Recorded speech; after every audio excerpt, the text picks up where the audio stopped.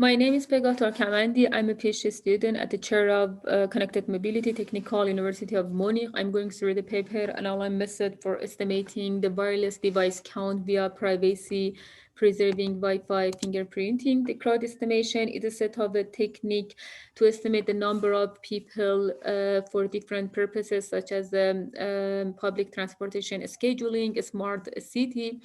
To do so, there are different methods like camera and image processing, while it needs expensive maintenance, resource-consuming detection software, and raised privacy concern and the issue. Also, there is alternative solutions using Wi-Fi communication data frames. That one of these frames. Called probe request, which is generated by mobile devices, and its header includes MAC address field, which previously was assigned globally, and each device use unique MAC address during active scanning. But recently, for privacy protection, the MAC address randomization technique is deployed in most operating systems. So in this paper, we seek to answer the question whether it is possible to count devices that use randomization in a privacy-preserving way. First, I need to introduce some terms. The device sends probes within a short time interval, not longer than 100 milliseconds in a burst. The MAC address doesn't change across every burst nor within. In our data set, in average, it doesn't change during 3 or 4 bursts.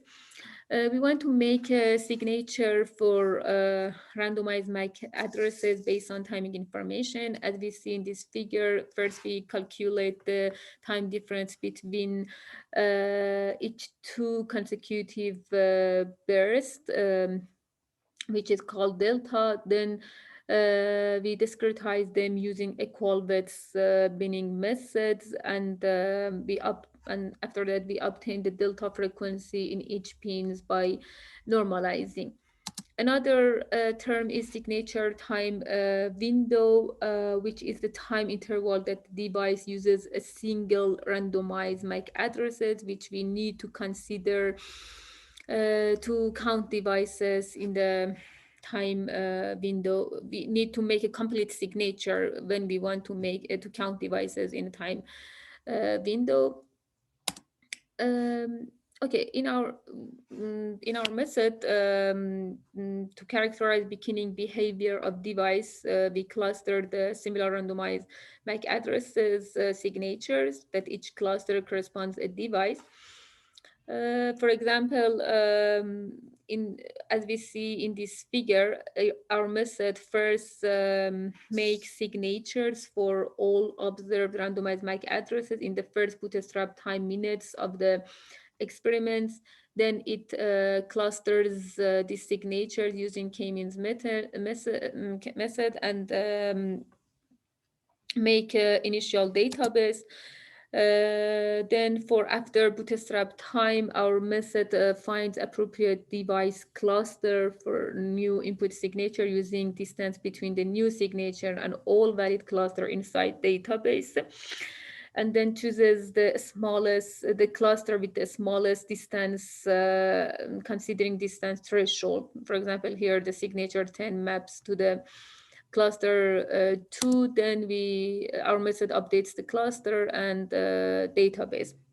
Also, we tag clusters with validations, and our method expires the old cluster, and also the cluster are refreshed as the same signature observed repeatedly. For data collection, as we see in this picture, we use a Raspberry Pi 3 and 4 external Wi-Fi adapters that listens on different Wi-Fi channels.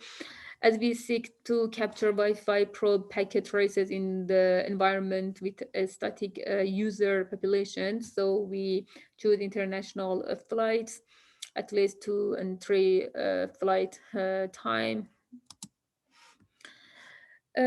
For evaluation part, based on the data set we collected, our initial analysis showed that the choice of parameters like bin size and distance threshold have the greatest impact on the signature and the cluster creation. So in order to parameter tuning, we introduced the evaluation metric, overlap max. So what is the overlap max? As we see in this figure, if we suppose this is belong to one cluster, includes four different um, signatures related to different randomized MAC addresses, we suppose there can be no time overlap between the beginning time of two different MACs belong to one cluster. For example, here there are not any time overlap between the beginning time of all four different signatures.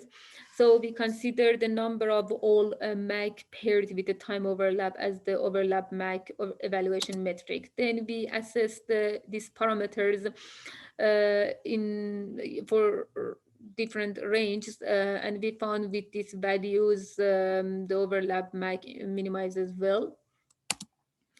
Here we want to evaluate our algorithm, the result of our algorithm for different flight data set as we had. For example, for data set one, our algorithm, the number of detected devices using our algorithm is in 3247, and the number of passenger related to this flight is 148. And similar for data set 2, the number of detected devices using our algorithm is in 47 and 70, and the number of passenger is 157, which indicate our results are reasonable. Also, as we can use the count of device with global MAC addresses as ground truth, we validate our method and parameter tuning by looking at signature of global MAC addresses. The result shows the highest error is 17% for 3 dataset. It shows our algorithm works well. So in conclusion, our method estimates real-time device count in static environment. There are some open issues, mobile device behavior changing, continuing validation and collecting ground truth. And also there are some ideas for future work like moving towards the dynamic data set, crowd estimation, and detect flow of people. Thank you for your attention.